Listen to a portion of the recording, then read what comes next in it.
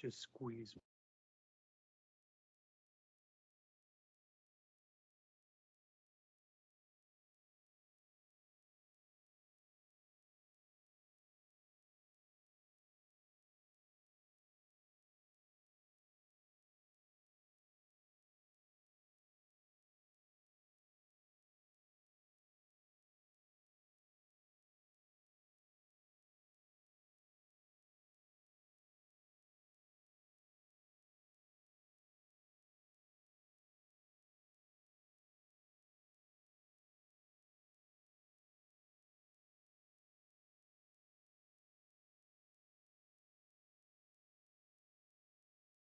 That's the least important.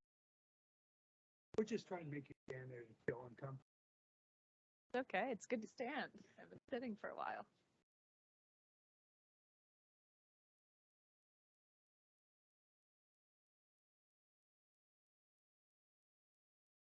Good afternoon, everybody. Today is Wednesday, July 6th, 2022, and I call to order the Community Investment Committee of the Common Council. I'll go ahead and take roll call of our committee members. Councilmember Eli Wax. Present. Councilmember Henry Davis is absent. Councilmember committee member Kane Kanjewski, I believe, is trying to join us and will log on as soon as he can. And then committee member Thomas Kurzall, I believe, was not able to join us today. I'd also like to acknowledge Councilwoman Karen White, who is here. Thank you for joining us. Today we have two items on the agenda. First is an update and a report from the Office of Sustainability. For the past 3 years, I've been a sustained conversation partner with the mayor and the former executive director of community investment on sustainability and climate action, proposing and supporting ideas to move the needle on our city's climate action plan. This may be the first time that some of you on committee and on council may be meeting our Director of Sustainability, Ms. Evelyn Bauman, who started just around this time last year. Is that correct? Mm-hmm. Yeah. I've known and have been very much impressed by the unassuming but furious work that you have been doing in the short period of time that you've joined the city, Ms. Bauman. And it's certainly long overdue that you come before this body, but I'm grateful that you could be here to bring us up to speed on the work of your office and the progress towards our climate action plan. After Ms. Bauman's presentation, we'll have time for questions and answers from the committee and from the council and from the public. The second item on today's agenda is an update on the city's comprehensive plan with presentations by Acting Director of Community Investment, Mr. Caleb Bauer, and he will be joined by others who I'll let you introduce at the time. And after their presentation, we'll also have time for questions and answers as well. So with that, I'll turn the floor over to you, Ms. Bauman, and the Office of Sustainability. Thank you. Thank you for having us here today and being open to an update, and great to see you all and or meet you for the first time. So a roadmap for today's presentation. I'll just give a quick overview of the office too. We moved departments last summer when I joined, want to reorient to the office's history and establishment, share an update on how we view our mission of the office, and then talk about our current initiatives and what we're looking ahead to in the coming year. So to begin with the overview of the office, first just want to introduce our team.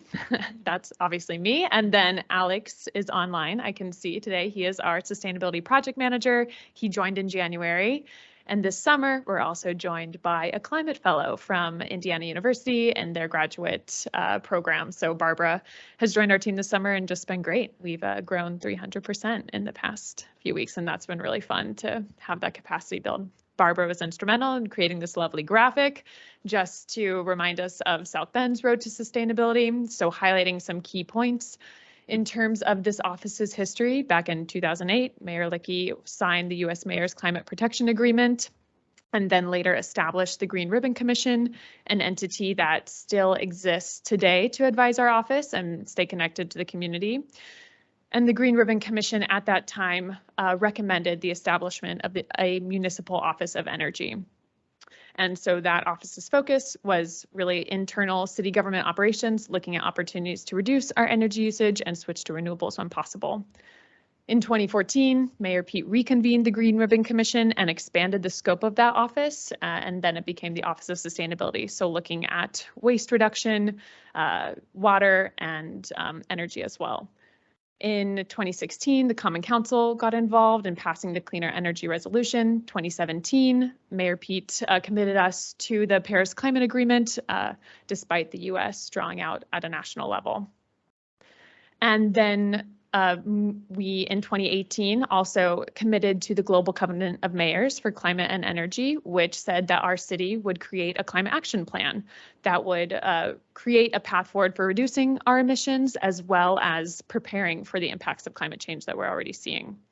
So in 2019, the Common Council passed a resolution for drafting a climate action plan, and in November of that year, we passed our first climate action plan, setting our goal of becoming carbon neutral by 2050.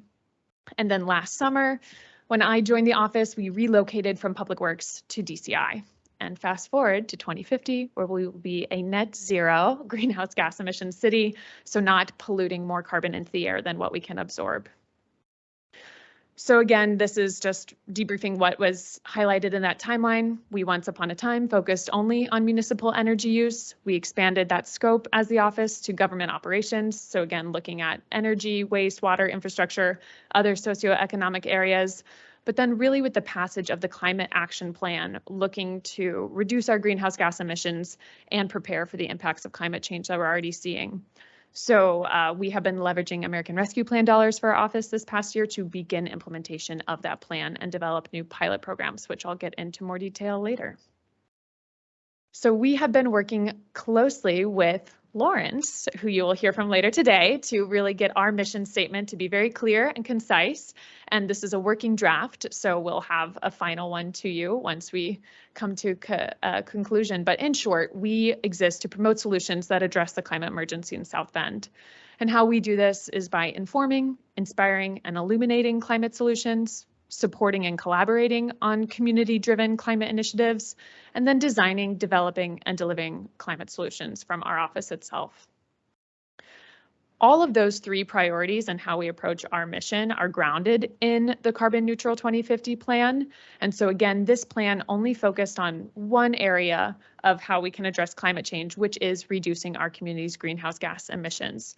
We have yet to develop a plan to specifically talk about how we will adapt to the extreme weather we're already seeing, this week extreme flooding, but that is something that we can do in an update of the Climate Action Plan to cover that as well. So if you aren't familiar with the Climate Action Plan, I definitely wanted to go into some high-level detail, but it's also online. You can read it. But in short, what's in the plan? We analyzed our sources of greenhouse gas emissions and found that approximately 62% of our emissions are a result of the energy that we use to power, heat, and cool our buildings. And then 32% of our emissions are from oil-powered transportation, so combustion engine vehicles. So those are the two main sectors that are covered in the plan, and that we have some strategies to address how we can reduce our emissions from those. High-level goals from those sectors are: how can we transition to renewable energy resources? And how can we use less energy or increase energy efficiency? In transportation, we're aiming to point blank reduce the amount we drive in our gas-powered cars alone and offer cleaner modes of transportation. So whether that be electric vehicles, our CNG buses that Transpo offers, biking, walking, how can we work with our planning team to make our city more walkable, bikeable, and safe and accessible? Those modes of transportation safe and accessible and affordable to everyone. So just to hone in on what we've been up to the past year is doing our mission, but really focused on those sectors of energy and transportation. There are a number of other sectors our office could be involved in and engaged in and will need to be in order to meet our carbon neutrality goal by 2050.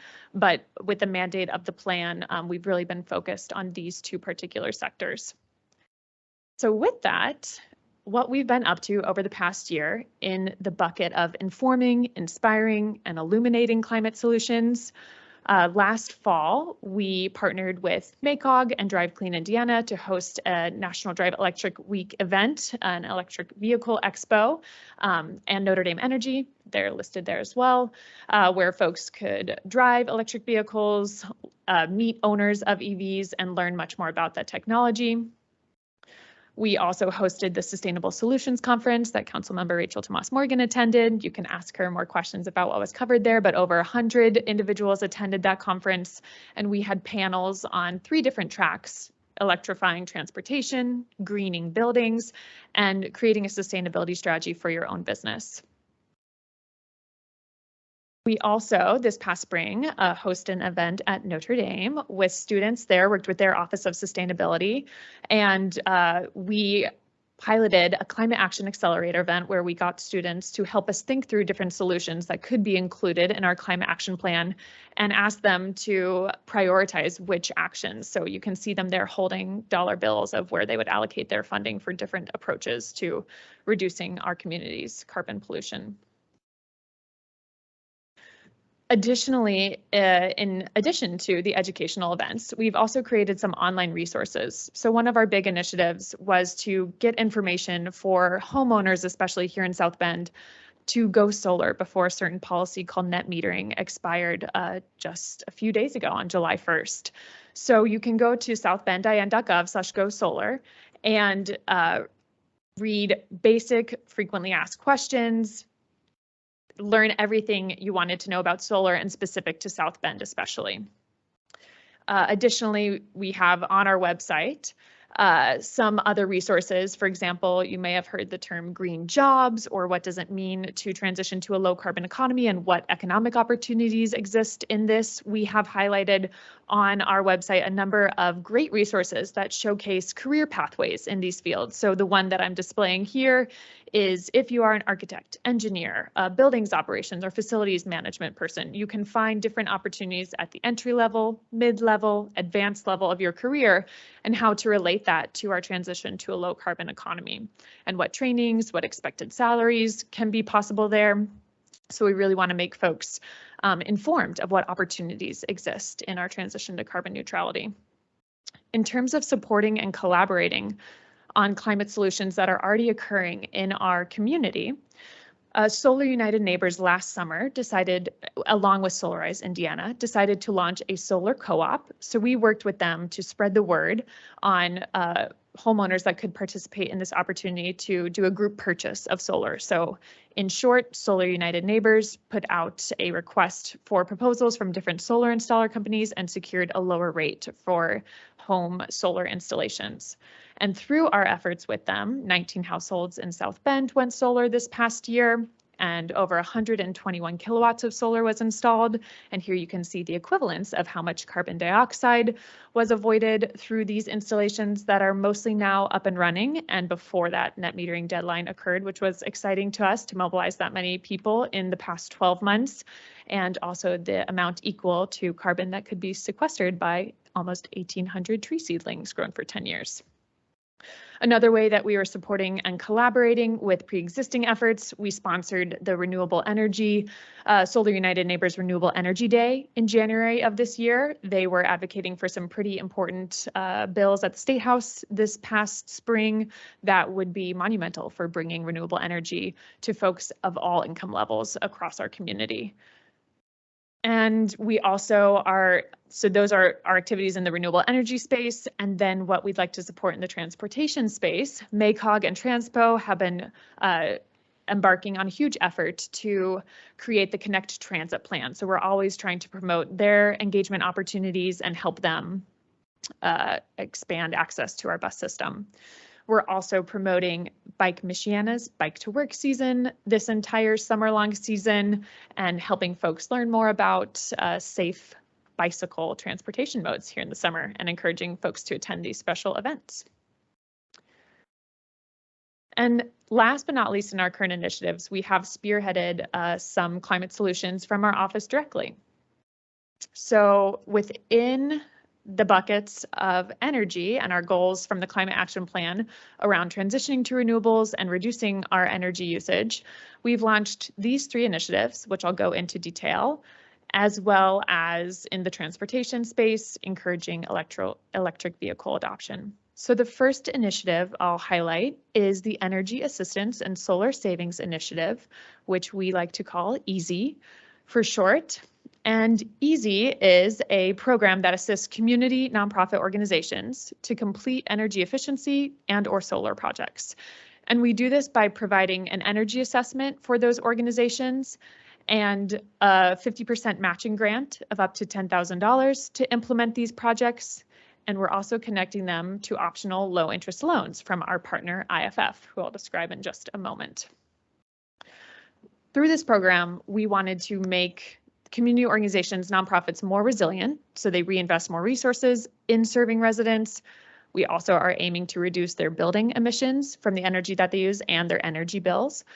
And we're also hoping to increase environmental awareness around the projects that you can pursue through this program with the constituents that they serve.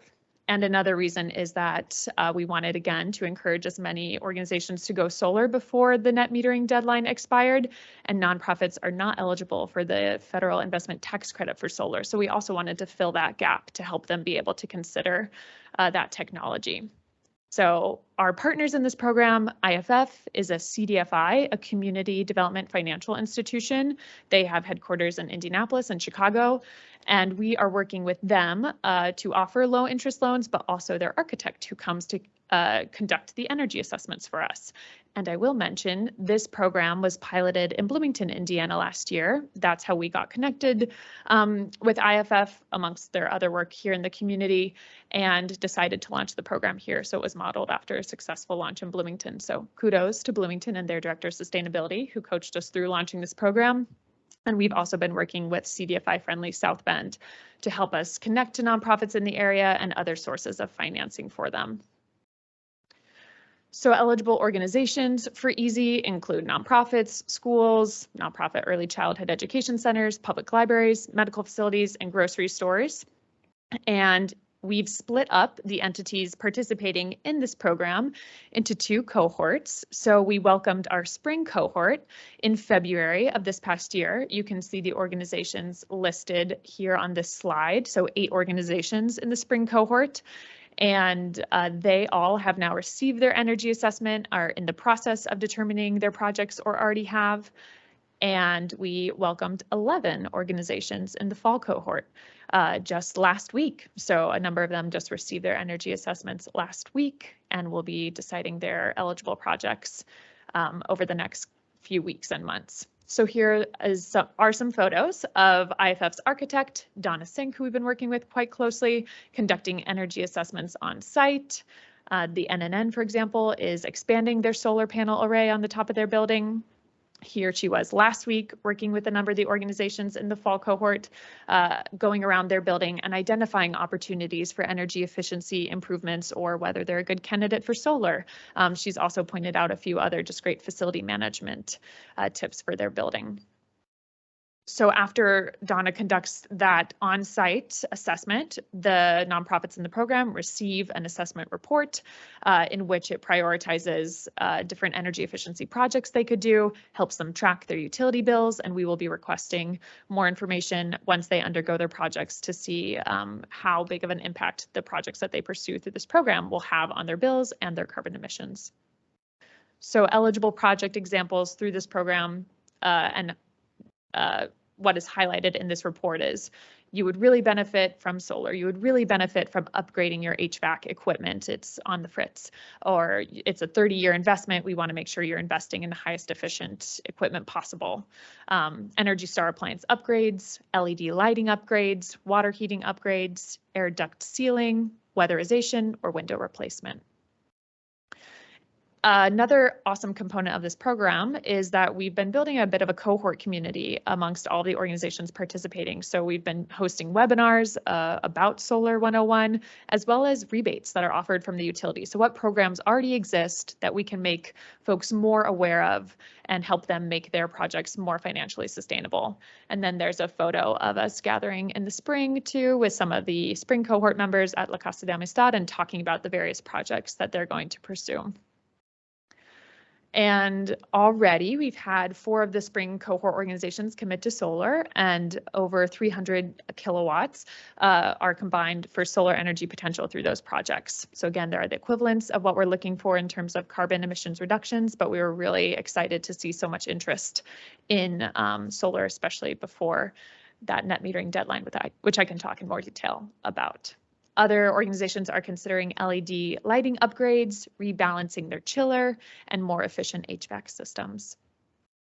The next major initiative that we're designing, developing, and delivering is adding sustainability bonuses to pre-existing programs that the city operates for small businesses.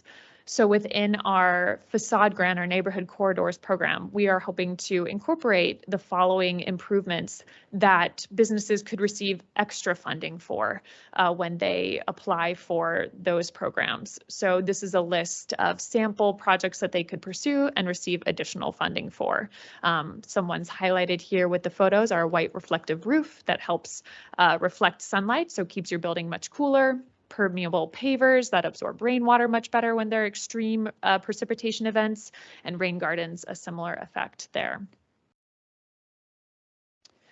And last but not least, in the energy space, we've been working with another city initiative called Upskill South Bend. So Upskill was a program that our INT team and DCI partnered together to develop, which provides financial support for online training and certification for residents of South Bend. And our office sponsored an opportunity to do online training to become a solar PV installer, get a baseline entry-level credential. In this program, we're again really eager to point folks towards industries that are only likely to grow in our transition to a low carbon economy. So here we have stated that the employment of solar installation technicians is projected to grow 52% over the next decade, which is faster than the average for all occupations.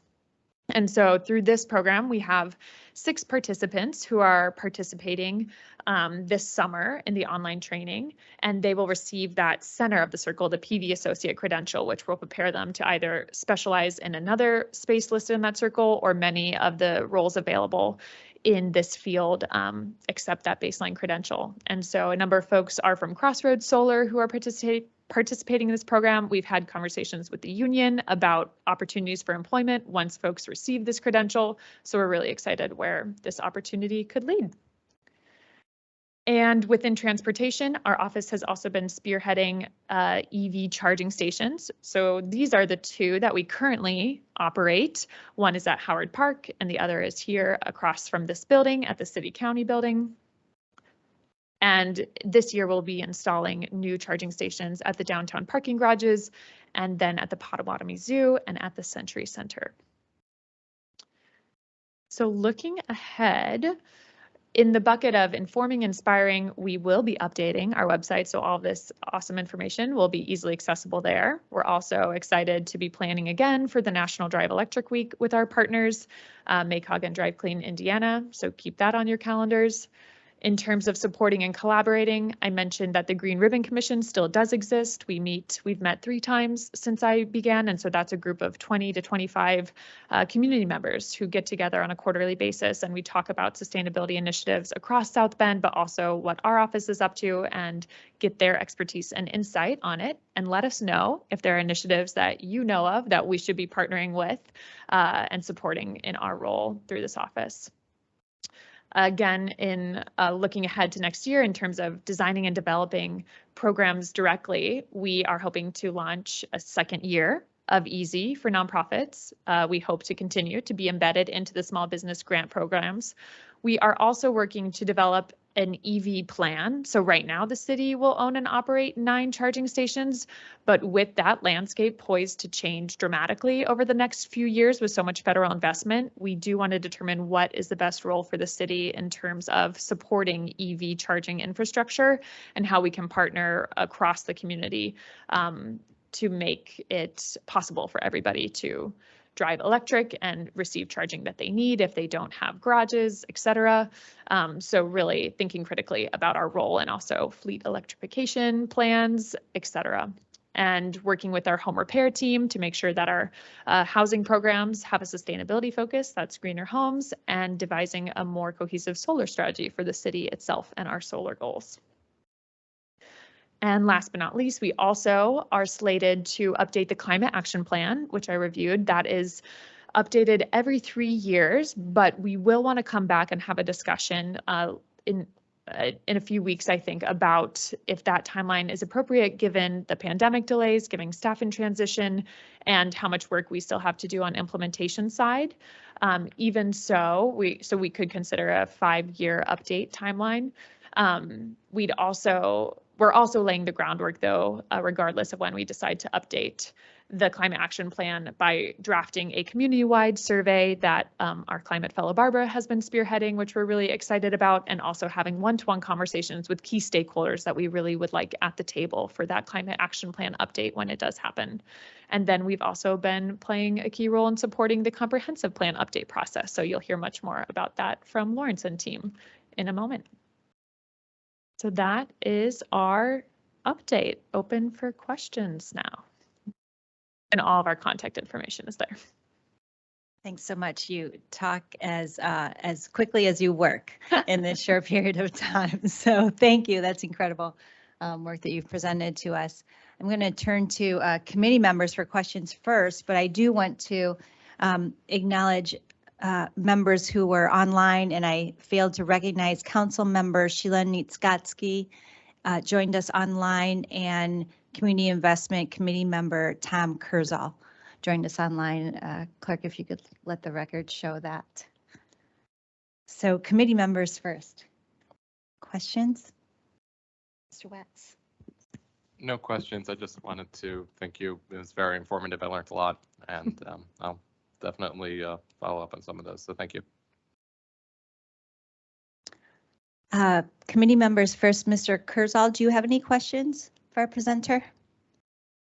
I don't. I just wanted to thank him for presenting this. This is a great wealth of information, and they're doing great things for the city. And it's exciting to see the progress that has been made and what's on the road in the future. Okay, I have a few questions, and I'll turn to council members who are with us. Looking at the spring and the fall cohort, how many applications did you receive for each? We received in total over 25, I believe, for both. We carried over applications from the spring cohort. So if we did not accept them, we did defer them to the fall cohort and considered them en masse. So I think we were considering 19 for the fall cohort when we ended up selecting 11. Okay. But 25 total for both cohorts. So there's certainly interest that exceeded capacity. Thank you. I also, just with the EV charging stations that we have currently, we don't charge for those. Is that correct? Correct. They are free at this moment. So that is something within our EV plan too, of how we want to make our pricing plan moving forward. It's been an incentive right now to have folks charge for free, but with our new stations as well, we're considering how to price for that. And with many of them being located in a parking garage, how that will work as well. So the current ones are free at this moment. And the one at the city county building will need to be exchanged for a smart charger eventually if we do want to charge at that one. Okay, and is that standard across cities? It is standard at this moment to be having a free incentive period, but many cities are making their plan for how they will recoup costs. Okay, thanks so much. Council members, do you have any questions, Ms. White? Thank you.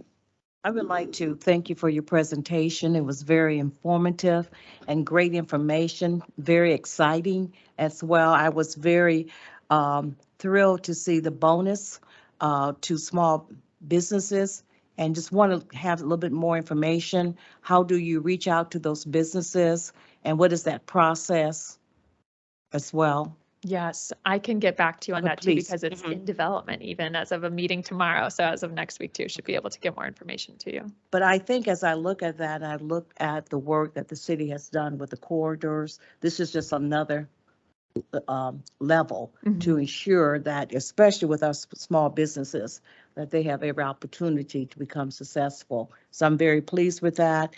And I may have to buy an electric car, okay? Let At us this point, know. the cost of gas, you know. Yes. But anyway, thank you so much. It was a very excellent presentation.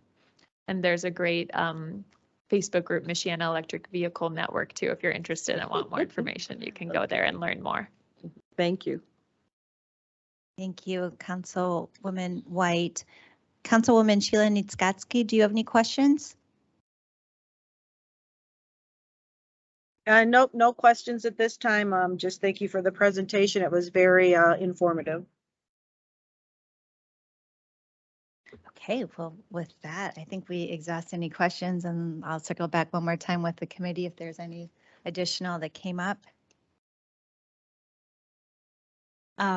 I'll just end by saying that I'll look forward to future conversations about the timeline of the climate action plan, and we can hold another committee meeting or have whatever conversations we need to discuss that and what that might look like, what you might be proposing to us.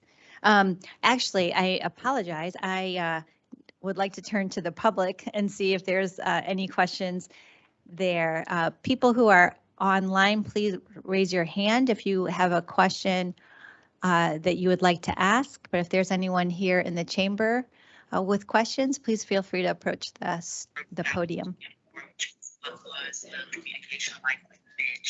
Questions or comments? And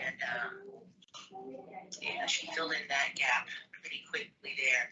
That Thank you then. With that, thank you so much, Ms. Baumann, for the presentation you provided, but most importantly for the work that you and your staff and are doing through your office, but with department heads across the city.